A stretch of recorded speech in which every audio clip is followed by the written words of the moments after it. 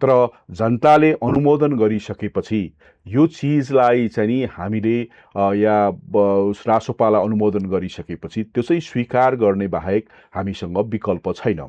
र त्यो तर विपक्षीको चाहिँ चाहना के छ भन्दाखेरि सबै अहिले पार्टी विपक्षीको पनि विश्लेषण गर्ने हो भने दुईवटा स्थापित या तीनवटा स्थापित पार्टीका चाहिँ नि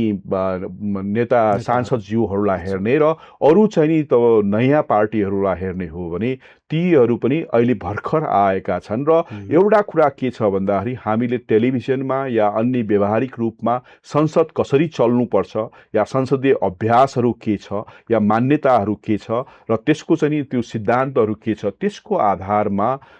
थोरै मात्रामा प्रधानमन्त्रीले गरिमामय तरिकाले त्यसलाई चाहिँ सम्बोधन या नगरेको कारणले गर्दाखेरि आएको देखिन्छ। तर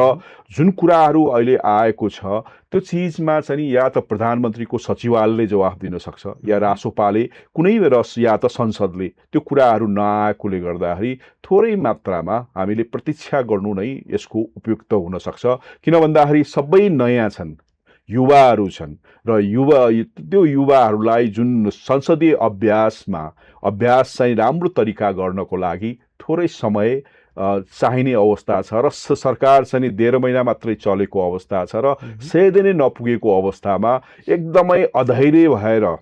एकदमै कडा टिप्पणीहरू प्रधानमन्त्री राजीनामा दिने त्यो पनि न्यायसङ्गत चाहिँ हुन्छ जस्तो लाग्दैन। किन भन्दाखेरि जनताले अनुमोदन गरेर पठाएको प्रधानमन्त्रीलाई वेट एन्ड सी चाहिँ हामीले गर्न सक्यौँ भने त्यो चाहिँ एउटा म्याच्युरिटीको चाहिँ उदाहरण हुन सक्छ।